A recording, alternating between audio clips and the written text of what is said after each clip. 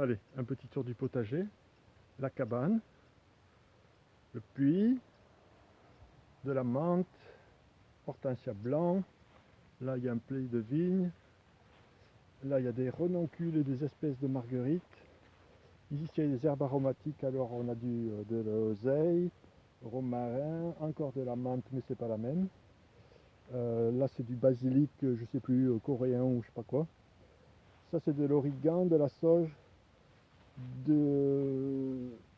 allez c'est quoi ça? Je me rappelle plus le persil, mais si, le basilic. Là, c'est des pommes d'amour, tu sais, les fleurs. Ensuite, il y a des espèces de. Je crois que c'est les fleurs qui se mangent. C'est en décoration aussi. Un petit oignon égyptien perpétuel, myrtille, menthe ou basilic bizarre, un concombre, un autre concombre, un beau pied de chardon. Ça, c'est des haricots géants rouges grecs qui devraient monter tout à fait en haut. Là, c'est mes pauvres tomates. Donc, j'en avais planté là tout le long. Mais voilà, le milieu, chrysanthème.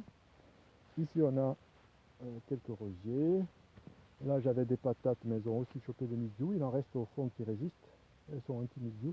J'ai semé des haricots verts. Là, tu vois les patates que j'ai pas encore arrachées.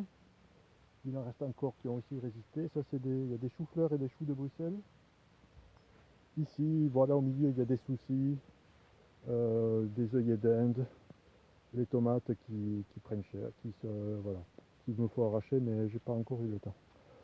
Même dessous, là, j'avais plein de tomates, j'avais une bonne dizaine de pieds, elles sont aussi malades.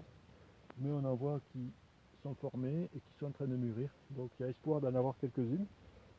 Mes tournesols, avec des fenouils d'un côté, des betteraves de l'autre, et qui grimpent des petits pois, non, oui, ici, des petits pois mange-doux, qu'on a déjà ramassé plusieurs fois. Le maïs avec d'un côté des haricots tarbais, de l'autre des haricots verts grimpants. Voilà. Là derrière les tournesols, là, de l'autre côté de la serre, il y a aussi des haricots verts qui n'ont pas encore commencé à fleurir. Des courgettes, j'ai plein de pieds, donc il y en a vraiment beaucoup. Des aubergines qui ne sont pas encore formées ou qui commencent à peine, donc c'est un peu en retard j'imagine par rapport à chez toi. Du céleri, ça c'est des blettes là, que j'avais semé l'autre jour et que j'ai replanté ce week-end.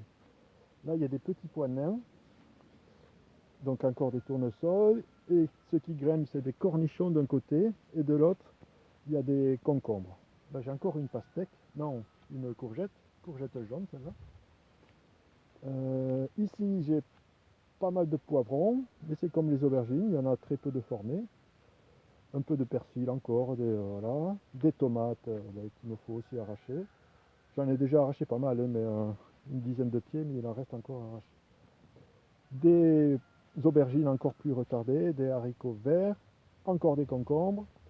Là c'est les potirons, avec des pastèques à confiture au milieu, mais elles se font bouffer par des limaces. Là j'avais voilà, des tomates que j'ai arrachées, j'ai mis comment ça s'appelle ça?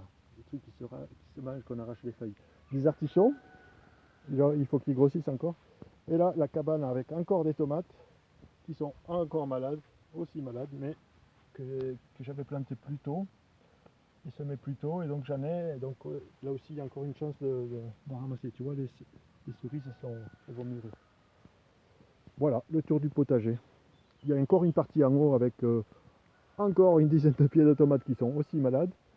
Il y avait aussi des petits pois mange-tout, et puis il y a aussi des framboises, et voilà. Et des groseilles à macarons. Voilà, voilà, gros bisous. Tu vois, c'est vert, hein, c'est tranquille. Et là, il y a un gros sol pleureur tout à fait en haut. Très agréable dessous.